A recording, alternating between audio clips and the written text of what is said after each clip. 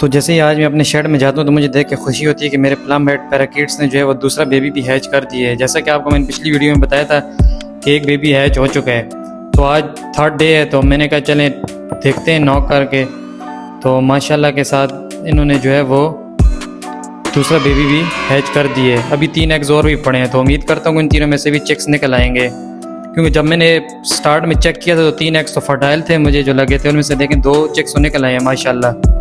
माशाल्लाह कहना लाजमी है जी आप लोगों ने, और दुआ करनी है कि बाकी 3 एग्स में से भी चिक्स जो है वो निकल आएँ। अभी मैं क्लोज़ करके आपको वीडियो बताता हूँ। प्लम हेड की ब्रीड लेना कोई इतना मुश्किल काम नहीं, लेकिन ये है कि बस आपको सब्र रखना है इसमें। मैंने तकरीबन इस पेयर को जो है वो 3 साल से रखा हुआ है, तो माशाल्लाह से लास्ट ईयर इन्होंने फर्स्ट टाइम ब्रीड की थी और अभी ये सेकंड टाइम है इनकी ब्रीड करने की। प्लम हेड पैराकीट्स में सब्र सबसे ज़्यादा अहम और ज़रूरी है, क्योंकि ये बहुत मुश्किल से ब्रीड करते हैं।